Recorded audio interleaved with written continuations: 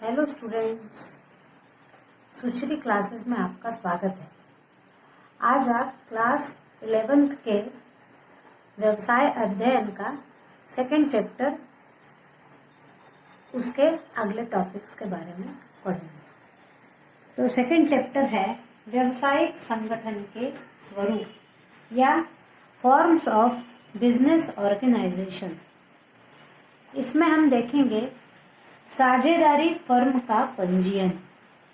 अब पिछले वीडियो में हम देख चुके हैं कि साझेदारी फर्म कैसे बनाई जाएगी, उसमें क्या क्या आवश्यकताएं, कौन साझेदार बन सकता है, साझेदार के प्रकार क्या क्या हैं, साझेदारी के प्रकार क्या क्या हैं, ये सब हम पिछले वीडियोस में पढ़ चुके हैं। अब हम पढ़ेंगे साझेदारी फर्म का पंजीयन या रजिस्ट्रेशन ऑफ पार्टनरशिप फर्म। अब जो प्रत्येक राज्य है, प्रत्येक राज्य में एक रजिस्ट्रार ऑफ फर्म होता है।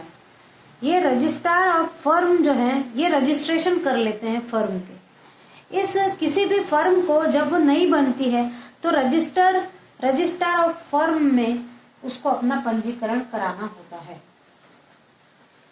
और पहले तो 1932 से पूर्व साझेदारी के लिए कोई भी अधिनियम नहीं था, लेकिन 1932 साझेदारी अधिनियम की धारा 56 से 69 में ये व्यवस्था की गई है कि आप अपने फर्म का पंजीकरण करा सकते हैं।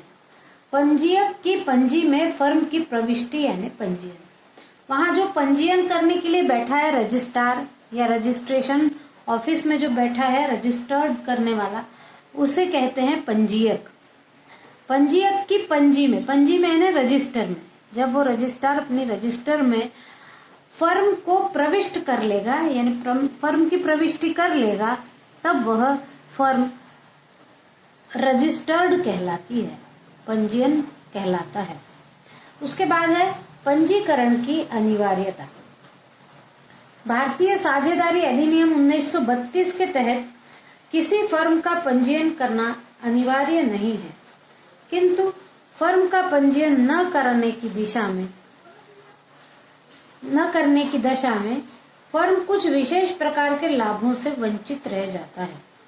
अतः व्यावसायिक दृष्टि से फर्म का पंजीयन करना लाभदायक रहता है। फर्म का पंजीयन न कराने पर किसी भी प्रकार के दंड की व्यवस्था नहीं है।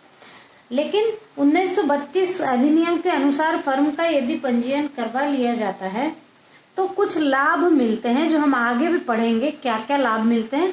उन लाभों को प्राप्त करने के लिए फर्म का पंजीयन करा लेना चाहिए। लेकिन यदि पंजीयन नहीं कराया है तो उसका कोई भी दंड फर्म के मालिकों को नहीं होगा। अब हम अगला टॉपिक देखते हैं, पंजीकरण कराने की विधि, प्रोसीजर फॉर रजिस्ट्रेशन। हमको यदि किसी फर्म का पंजीकरण कराना है तो हमें क्या क्या कार्यवाही करना पड़ेगी। तो सबसे इसमें 4 कार्यवाही हैं। ये 4 कार्य करने पड़ते हैं जब भी पंजीयन कराना हो किसी भी फर्म का। तो सबसे पहला काम है निर्धारित फॉर्म भरना। अब फॉर्म रहता है पंजीकरण के लिए। ये फॉर्म में नीचे दिया हुआ विवरण, निम्न विवरण पूर्ण करना होता है। फॉर्म में ये चीजें दी होती हैं, इनको भरकर पूरी की जाती है। सबसे पहले होता है फर्म का नाम, फर्म का क्या नाम है। फिर फर्म के व्यवसाय का मुख्य स्थान, यानी मुख्य कौन से स्थान पर व्यवसाय प्रारंभ होगा। उसके बाद व्यवसाय के अन्य स्थानों के नाम, यानी एक जगह उसका हेड ऑफिस होगा, उसके बाद वो अन्य कितने जगहों पर व्यवसाय करना चाहते हैं, उन सारे जगहों के नाम, स्थानों के नाम। फिर साझेदारों की फर्म में प्रवेश तिथि, यानी कौन सा साझेदार फर्म में किस समय आया है, उस समय की उस डेट को लिखना होगा। सभी साझेदारों के नाम व पते, जितने भी साझेदार हैं उस फर्म में, उन सभी साझेदारों के नाम और पते लिखना अनिवार्य है। फिर फर्म की अवधि, ये फर्म जो बनी हुई है उसकी वो कितने समय के लिए बनी हुई है, उस अवधि को लिखना पड़ेगा। फिर सभी साझेदारों एवं उनके अधिकृत प्रतिनिधियों के हस्ताक्षर।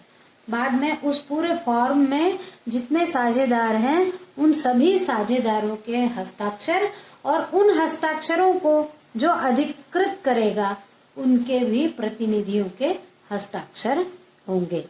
ये किसी भी पंजीकरण के लिए यदि कोई फर्म पंजीयन ऑफिस में गई है या रजिस्ट्रेशन ऑफिस में गई है तो वहां पर उसको एक फॉर्म मिलेगा।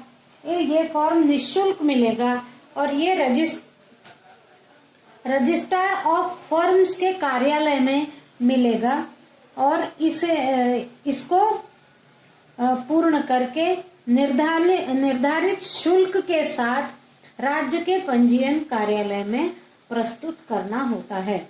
इस फॉर्म में साझेदारी अधिनियम की धारा 50 के तहत निम्न, ये जो हमने अभी विवरण देखा था, ये सारा विवरण भरकर और जो उनका निर्धारित शुल्क होगा उस शुल्क के साथ ये फॉर्म को भरना होगा। ये पंजीकरण कराने के लिए जब जाते हैं तो पहला काम ये करना है। उसके बाद दूसरे नंबर पर आता है आवेदन पत्र की जांच। आवेदन पत्र की जांच। निर्धारित आवेदन पत्र होने के बाद रजिस्ट्रार ऑफ फर्म्स द्वारा इस बात की जांच की जाती है कि अधिनियम की धारा 58 का पूर्ण रूपेण पालन किया गया है या नहीं। जितनी भी जानकारियां भरी गई हैं, जितना भी पूछा गया है, वो सारा कुछ सही भरा है या नहीं, आवेदन पत्र की जांच की जाएगी। फिर तीसरे नंबर पर है फर्मों के रजिस्टर में प्रविष्टि। आवेदन पत्र की जांच के उपरांत जब फर्म का रजिस्ट्रार इस बात से संतुष्ट हो जाता है कि फर्म ने धारा 58 की समस्त शर्तों की पूर्ति कर ली है, तो वह फर्म के नाम की प्रविष्टि रजिस्टर में कर देगा और फर्म रजिस्टर्ड हो जाएगी। यानी जब उस फर्म की सारी प्रविष्टियां ये जो हैं, ये सब वो जब अपने रजिस्टर में भर लेगा, तब वह प्रविष्टियां जब पूरी हो जाएगी तब एक फर्म रजिस्टर्ड कहलाएगी। फिर चौथा है पंजीयन प्रमाण पत्र। पंजीयन प्रमाण पत्र जब फर्म रजिस्टर में प्रविष्टि कर ली जाएगी, उसके बाद रजिस्ट्रार के द्वारा इस फर्म को रजिस्ट्रेशन का प्रमाण पत्र दे दिया जाएगा कि अब ये फर्म रजिस्टर्ड हो गई है। जब प्रमाण पत्र मिल जाएगा तभी कहा जा सकता है कि कोई भी फर्म रजिस्टर्ड हो चुकी है। हमारा अब टॉपिक है फर्म का पंजीकरण कराने से कराया जाता है। अब यदि फर्म का पंजीकरण करते हैं तो उसके कई लाभ हैं। वैसे तो किसी भी साझेदारी फर्म को पंजीकरण कराने की आवश्यकता नहीं है। यदि वो नहीं भी कराता है तो भी उसको कोई दंड नहीं मिलेगा, लेकिन यदि वो कराता है तो उसको कुछ लाभ हैं, और इन लाभों को पाने के लिए प्रत्येक साझेदारी फर्म ने पंजीकरण करा लेना चाहिए। अब हम देखते हैं पहला लाभ है फर्म को लाभ। फर्म को अपने ऋणों की वसूली के लिए अन्य पक्षों के साथ झगड़े की स्थिति में उनके विरुद्ध वाद चला सकती है। यानी यदि किसी से ऋण लिया हो और कुछ बात बिगड़ जाए तो पंजीकरण होगा तो वो उनके साथ वाद कर सकता है। उसके बाद है साझेदारों को लाभ। पंजीकृत फर्म का साझेदार फर्म के विरुद्ध, दूसरे साझेदार के विरुद्ध एवं तीसरे पक्ष के विरुद्ध वाद चला सकता है।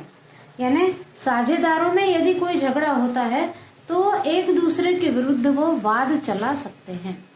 फिर है नए साझेदार को लाभ। नया साझेदार अपने अधिकार व लाभ के लिए वाद प्रस्तुत कर सकता है। यदि नए साझेदार के साथ कोई नाइंसाफी हो तो वो फर्म के साथ अपना वाद चला सकता है। फिर है पृथक होने वाले साझेदार को लाभ। फर्म से पृथक होने वाला साझेदार फर्म को छोड़ने की सूचना रजिस्ट्रार को देकर उसके बाद होने वाले व्यवहारों से मुक्त हो सकता है। यदि पंजीकरण है, यदि पंजीकरण नहीं है और साझेदार पृथक होना चाहता है तो वाद की स्थिति हो सकती है, लेकिन यदि फर्म पंजीकृत है तो वो रजिस्ट्रार को कहकर पृथक हो सकता है। फिर ऋणदाताओं को लाभ। ऋणदाता अपने ऋणों की वसूली के लिए साझेदार के विरुद्ध वाद प्रस्तुत कर सकते हैं। यदि ऋणदाताओं को उनका ऋण जो है वो ठीक से वापस नहीं मिला तो वो साझेदारों के विरुद्ध वाद कर सकता है। फिर साख में वृद्धि। पंजीयन फर्म की बाजार में अच्छी साख रहती है और उसे ऋण इत्यादि प्राप्त करने में सुविधा रहती है। यानी यदि पंजीकरण है तो कोई उसकी साख, उसका जो इमेज है, उसकी जो साख है ऋण पाने की, वो भी बढ़ जाती है और एक पंजीकृत फर्म को आराम से कोई भी ऋण प्रदान कर देता है। ये लाभ हैं, इसलिए फर्म को अपना पंजीकरण कराना चाहिए ताकि इन लाभों को वो पा सके। लेकिन यदि उसने पंजीकरण नहीं भी कराया है फिर भी कोई भी एक फर्म कार्य कर सकती है। अब हम आगे देखते हैं फर्म का पंजीकरण न कराने के प्रभाव। यानी पंजीकरण कराने के लाभ ये हैं, लेकिन यदि पंजीकरण न कराया जाए तो क्या क्या हानियां हो सकती हैं वो यहाँ पर बताई गई हैं। पहला है, साझेदार को न्यायालय का संरक्षण नहीं। कोई भी साझेदार किसी अन्य साझेदार के विरुद्ध न्यायालय में वाद प्रस्तुत नहीं कर सकता।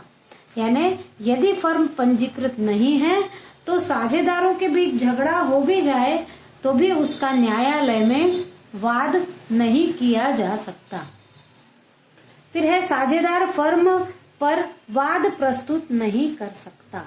यानी जो साझेदारों ने मिलकर फर्म बनाई है उसमें से कुछ साझेदार या कोई एक साझेदार उस फर्म पर वाद प्रस्तुत नहीं कर सकता यदि फर्म का पंजीकरण न किया हो।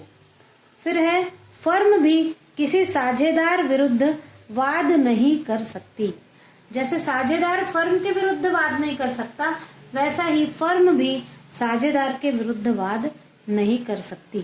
फिर अन्य पक्षों के विरुद्ध वाद। अन्य पक्षों के विरुद्ध यह अपंजीकृत फर्म यदि है तो दूसरे पक्षों के विरुद्ध भी वो वाद प्रस्तुत नहीं कर सकती। फिर अन्य पक्ष का फर्म के विरुद्ध वाद प्रस्तुत करना। यदि अन्य पक्ष फर्म के विरुद्ध वाद प्रस्तुत करना चाहे तो भी वह वाद प्रस्तुत नहीं कर सकते। तो यदि फर्म का पंजीकरण न किया जाए तो ये प्रभाव पड़ते हैं। इसलिए भले ही अनिवार्य नहीं है लेकिन फिर भी फर्म का पंजीकरण करा लेना चाहिए ताकि पंजीकरण करने के बाद जो लाभ मिलते हैं उनका फायदा उठाया जा सके।